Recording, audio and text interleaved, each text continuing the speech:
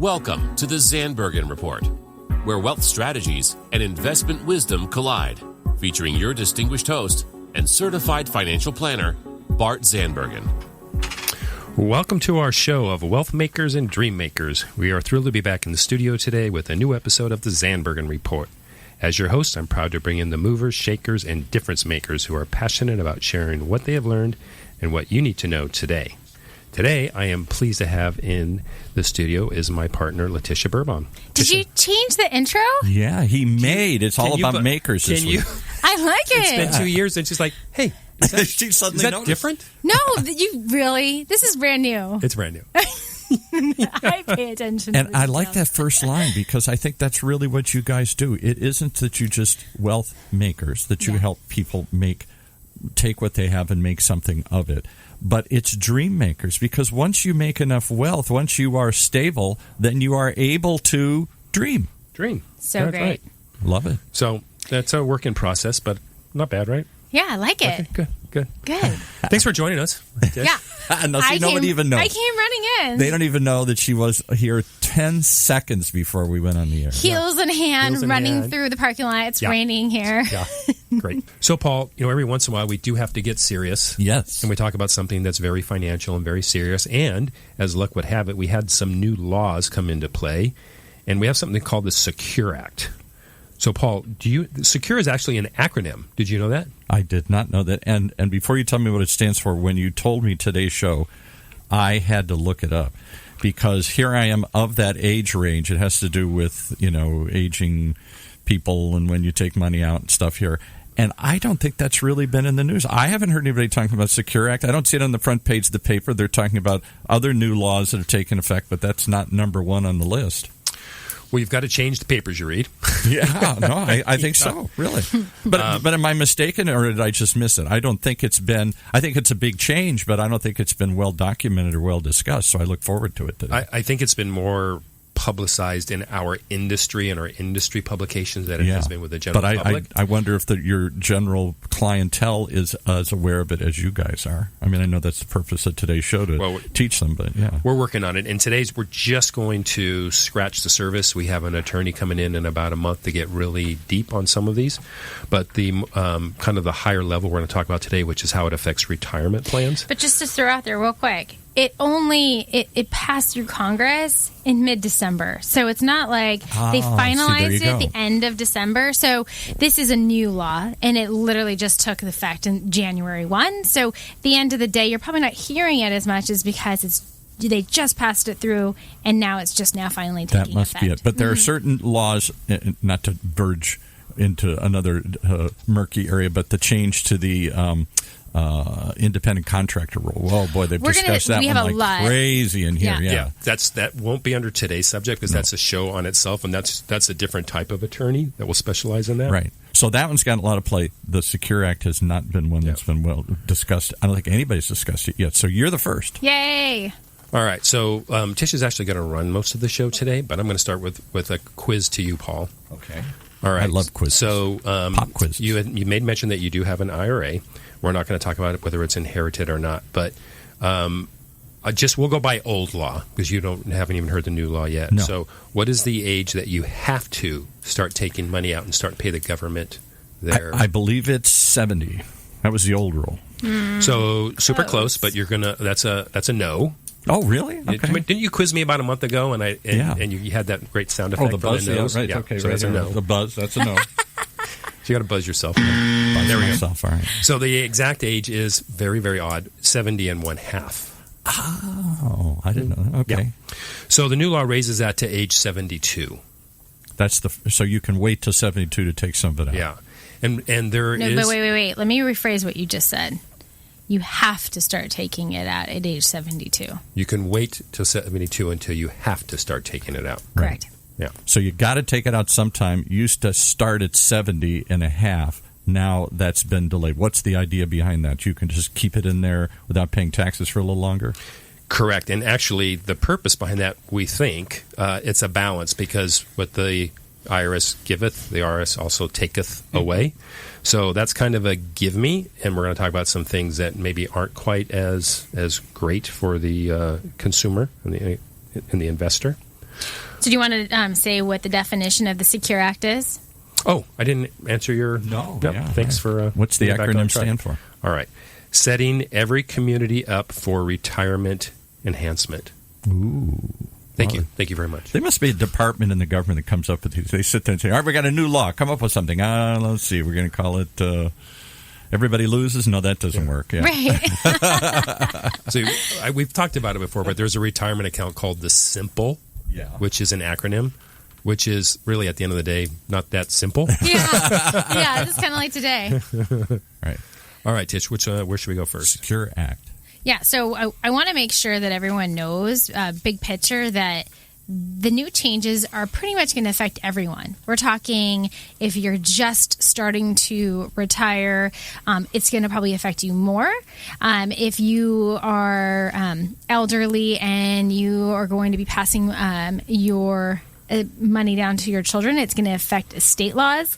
And if you are a retirement, if you're a business owner, it could potentially affect you as well. So I've pretty much described almost everyone, anyone who's looking towards retiring, and the major changes are to retirement accounts. So like Bart said, a big change is to the RMDs, which stands for Required Minimum Distribution, and they used to be at 70 and a half, and now they're at age 72. So as of January 1st, 2020... Okay, hold that thought. Mm-hmm. So when the person dies or when the beneficiary... Or no, I'm not even talking about we're just talking regular IRAs. Never mind. Go ahead. Sorry. Okay, so I'm going to make it clear real quick. Very sorry. On RMDs, so required minimum distribution. So let me take a step back. So that's basically an IRA account. And when you turn, like Bart said earlier, 72 now, then you have to start taking a required minimum distribution from your account. And so... And you're going to tell us how much? Or? No, I'm not. Because it's a whole formula that the IRS sets, and it's based on the account balance the year prior. So on the 12/31 of the year prior, that's going to, when I say 12/31, the last day of the year, that sets the value that they have to use based on that formula to take money out. It's complicated. And where would you find this formula? How would you know how much to take? Because Bart alluded to it. I actually inherited a little IRA, not a lot. Hold that thought on inherited. We're going to go there because that's a great point. I want to add to that. It's a different formula. Yeah. So as far as the traditional IRA taking money out, I want to add another element to that just to be aware of. So each account has its own formula. So that means, say you have account at XYZ Bank with an IRA, that will have a formula, and then you have another account at another bank, that'll have another formula. But at the end of the day, you have options to aggregate them all together to get a total. The banks have their own formula? If I'm Let me clarify. So it's the same formula, but it applies, it's pro rata per account. Great. And the factors of the formula are year-end balance, age of the IRA owner, life expectancy, and then an IRS factor. And it's the math of all those things that will determine what your annual distribution will be for that year. So it's a great time, if you're getting close to retirement, to reach out to your advisor, and they can kind of review your accounts with you and just make sure that you are up to date. So, yeah, that's the answer to your question, Cole. So either your advisor or your bank or your custodian, wherever the money is, they have the formulas internally, and they can give you that number. Because until you mentioned this today, because I'm 60, I just turned 64, and my dad died 5-6 years ago and left. I don't know, not a lot. It's $25,000 or $30,000 in a IRA or something, and so that switched to my name, and it shows me as the beneficiary, shows him deceased and me the beneficiary, and it's just sat there in some account earning, 2% or something here. Okay. And I didn't think it had to come out. It doesn't have to come out until I'm 72 now. So that's a great point. So the stretching rules have now also changed. So because that already, when did you inherit that IRA? 6 years ago. So my dad was in his 90s when he died. Okay. And he was taking so there wasn't much left. He'd been taking it out for 20 years. Okay. And so when he died, there was, I'm going to say $25,000 left that he hadn't taken out. And that went to me, and so I had to put it in my name. Right. So it's still, there's an account, and it still shows, his IRA, him deceased and me as the beneficiary of that IRA, and it just sits there. It's just my little cash account. And how that? Go ahead. Okay, so you are subject to the old law, Paul. You have 3 choices. Your first choice is you could take it all out in lump sum. Door number 1. And then pay your taxes. Right. Mm-hmm. You could defer it all for 5 years, and then as long as at the end of the 5th year the balance is 0, you could do that. So you might be bumping up into that. Oh, because he died 6 years ago. Okay, so... so was I supposed to start taking some of it out? I'm not going to say that you are subject to any jail time or anything, but those are one of the 2 options. There's one more option. Yeah, there's one more option for you, and it's going to be different for people this year. The third one is you could amortize it over your life expectancy. So every year, there's another formula where you take out a chunk as long as it's equal installments over the rest of your life. You might be past that option. No one ever told me this. No one ever sent me anything or did anything. I wouldn't have. I just assumed it's now mine, and so it's. I have till I thought 70, and then I know they changed it. It'll follow your age. So that's a good point. But now let's pretend that we're fast forwarding. Say something happened, and you inherited this IRA today. Okay, today, not last year, today. And so what would happen now under the new rules is you would have, and since this is not your spouse, this is your father, that now you have 10 years to make sure that all of the RMDs are taken out within a 10-year span. So you have 10 years to take the money out, Paul, if you were to inherit it in 2020 or later. Today, under the new rules. You got 10 years to take it out. Yeah. And actually, I need to word that. I was corrected the other day. Not if you were to inherit it. If the owner dies after January 1st, 2020, then the new laws apply. Yes. Got it. Okay. Yes. So under the new rules, there's no RMDs during those 10 years. Instead, the entire IRA balance must be emptied by the end of the 10 years. So your beneficiaries... And if it's not, what happens? It's a penalty or something? Heavy penalty. Heavy penalties. But you have 10 years to do it. So you have some tax planning ideas. So, for example, say you are going to retire in like 3 years, then you can plan it out that you maybe start taking that money in those 3 years. So there's a lot of different strategies, and you're going to start hearing this from estate attorneys and advisors that they want to review that with you when it comes to planning and different ways of doing that.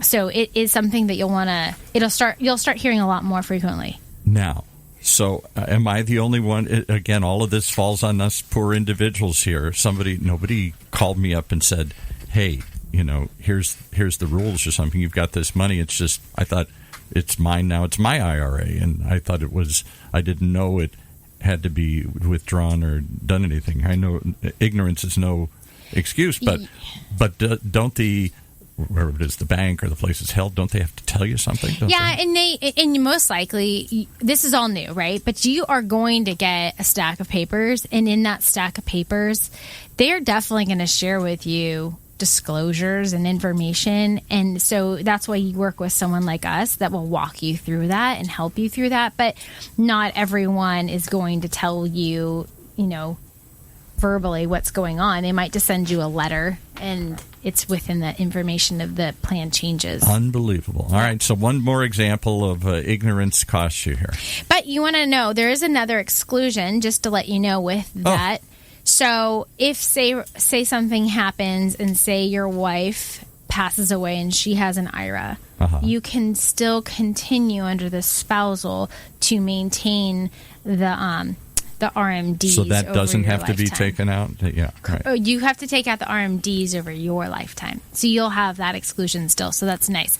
Wow. There's a few other things that will be taken in consideration. So... And there's like the surviving spouse, which I just said, a minor child up to a majority, but not grandchildren.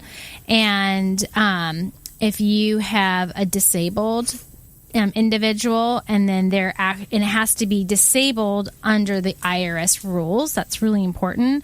And chronically ill individuals. And then there's a couple other little ones that they have under their exclusions. So the older stretch rules will still apply to the ones that I just listed out. So Tish just said a word that's kind of a buzzword. Paul, you may or may not have heard this over the time.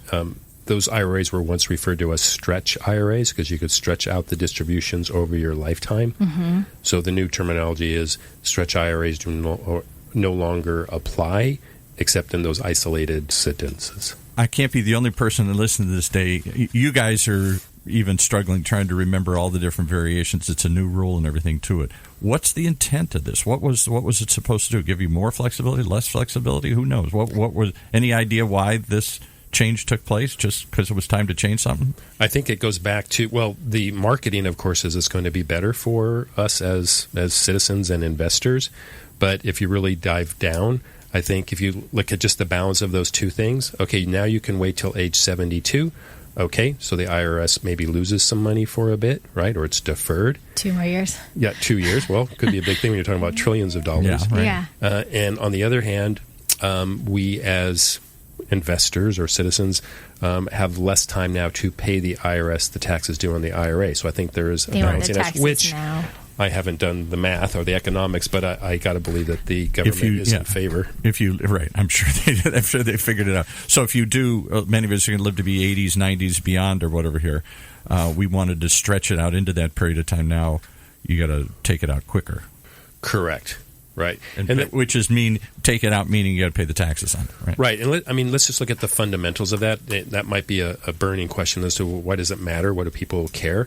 Well, the kind of a fundamental of investing is defer, right? If you can defer your taxes, you have time to earn money on the money that you would have paid taxes on. So generally speaking, the longer you can defer, the better.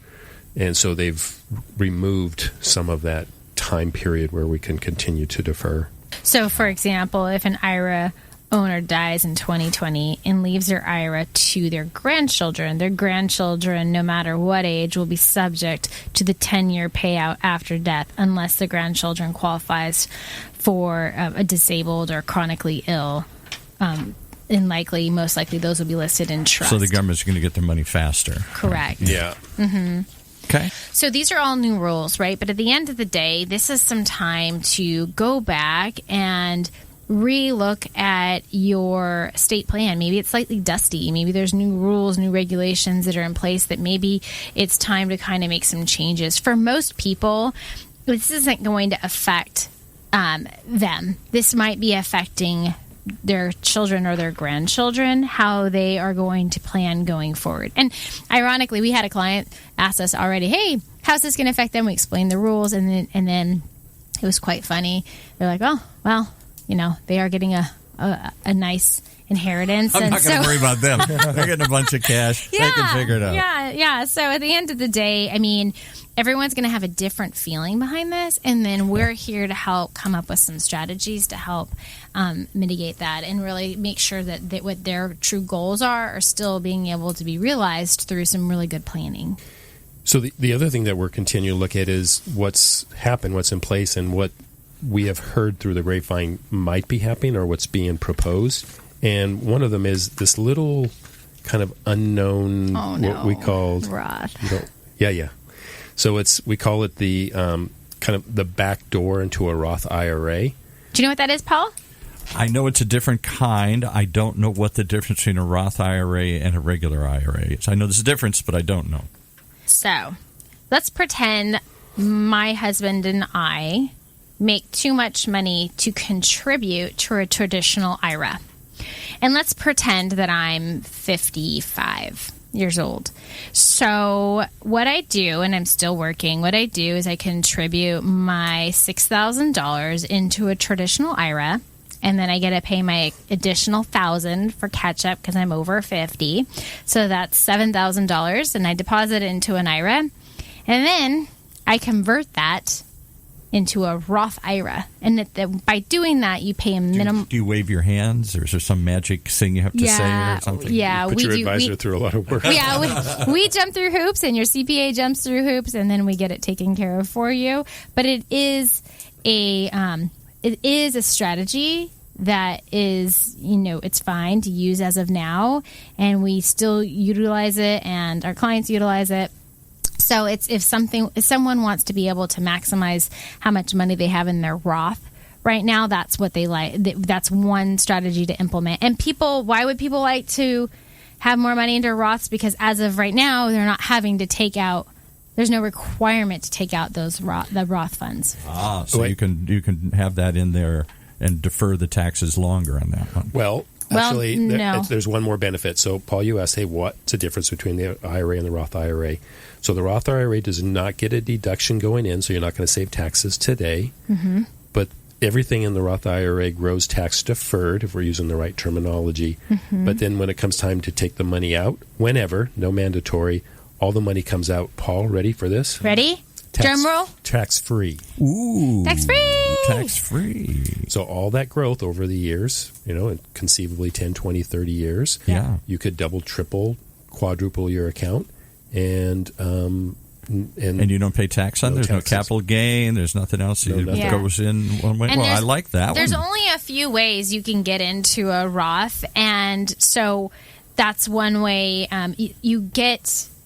You get to a point with your income that you no longer qualify to contribute to a Roth traditionally. So then that's why some people use this strategy to be able to get into it. And sometimes people have access to get into it even though they have more income with their 401k. They're at work. Their work might provide a Roth provision, and then they're able to contribute to a Roth. And it sounds like clearly what they're trying to do is because people haven't saved, most of us, enough money to last 20, 30 years. So they're trying to encourage people at some point to put more into savings, and the benefit is it accrues interest. It accrues tax-free, right? On the Roth thing. Well, practically it does, but as professionals we have to say it properly, which is it accrues tax-deferred, and the distributions are tax-free. Net outcome is the same, Paul, but we have to clarify for those who are compliance. Checking compliance. Got it. All right. Got to keep you compliant. Something else that's sad. I'm sad about it because I am still young and I have many more working years. And so something else, this is not something that they've taken off the table yet, but something that they're considering and they've been kind of throwing out there is limiting the amount of value that they allow you to deduct with a traditional IRA or 401k. So say I want to max out my 401k this year under a contribution and I'm going to put in $19,000. Right now I'm able to deduct that full $19,000, but they're talking about limiting that on your taxes. What? I know.